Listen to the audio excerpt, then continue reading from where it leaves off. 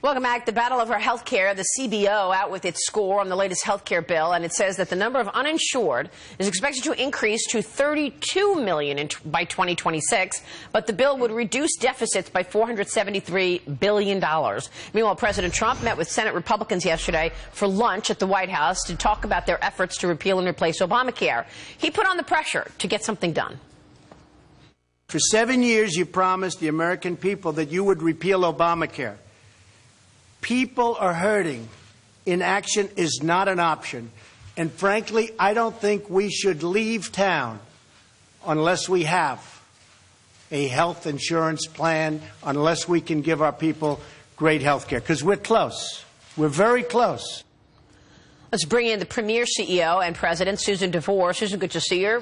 Thanks for joining us. Thank you. Premier works with 76% of U.S. community hospitals, 130,000 other providers. You've got a real sense of what's happening here. What was your reaction yesterday, and where are we in this battle, in your view?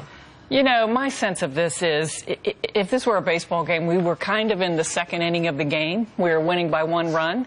We've been distracted by the brawl on the pitcher's mound. Unfortunately, it's our own team in the brawl. And we need to get back to the work of improving healthcare, improving outcomes, improving costs, and quit having this total repeal and replace discussion every time the political winds change. But what are you going to do? I mean, the public wants it repealed and replaced. Right. I think what the public wants is for it to be improved. They want costs to go down. They want it to be safer. They want it to be coordinated. They want their information to be transferred. I think you can fix all of that incrementally, and we ought to get back to that work. So they also want the mandates to be removed. They want a lot of the taxes to go down. They just want easier access, lower premiums, not the headaches, and an economy that functions properly. That's right. And I think if you go back to 2010, Medicare growth has averaged about 4% a year. If you go all the way back to 1969, which was right after Medicare was implemented, it's averaged 7.5%. Oh. So I think progress is being made in these value-based payment provider delivery reforms, the way hospitals and doctors interact with patients and the way they take responsibility for the total cost of the care. And that's the work that we need to get back to. But, you know, this question of insurance and access to insurance, that's one part of what the ACA was. The other part was, how do you actually fix the healthcare system, which is what Premier is focused on. Is technology a huge part of that? Because I would think it has to be. It makes doctors' jobs easier in treating patients. Right. Technology is a huge part of it. We've come a long way because we now have electronic medical records in most places. The challenge we have now is all these data systems are not interoperable. It's another way, instead of talking about a huge repeal and replace, let's go to work on making the data interoperable and forcing standards so that healthcare providers have to share data and technology companies have to allow it. But it is a big issue. This is one perspective. But I think it would also be fair to say that this is the perspective from insurance companies and large hospitals and being focused on their costs, and it's not necessarily the perspective of patients and doctors.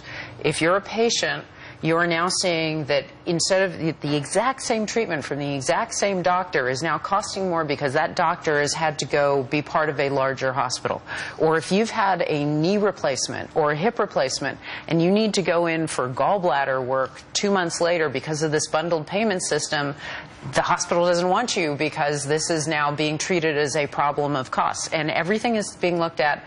The euphemism that the insurance world uses is value-based pricing, which means good care for a particular price, not the best care that you, the individual patient, might actually need or want. It's some third party deciding this. And I think a lot of people are a little bit worried that while this sounds good, if you're looking at it from a cost perspective, from the insurance company or hospital company perspective, it's not addressing the fact that you've got this record shortage of doctors, that the growth in hospitals is coming in administrative staff, and that you've got disincentives for maybe the best quality care. So how would you respond to those concerns? It's clear the incentives aren't aligned and they need to be fixed. It's clear to us at Premier that you have to fix this from the inside of the healthcare system, not the outside. I don't actually think government or insurance companies can fix this.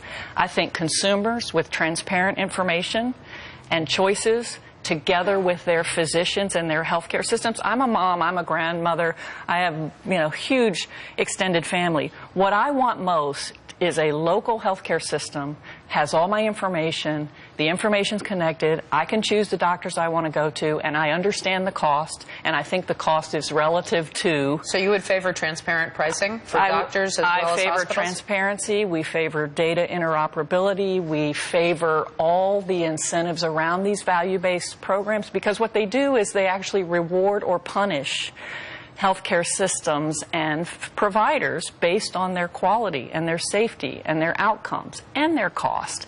Because there still is a lot of duplication, overuse, underuse because of the disconnectedness of the system. Yeah, really great insight, Susan. Thanks so much. Thank you. Good to see you. Susan DeVore, Premier. Coming up.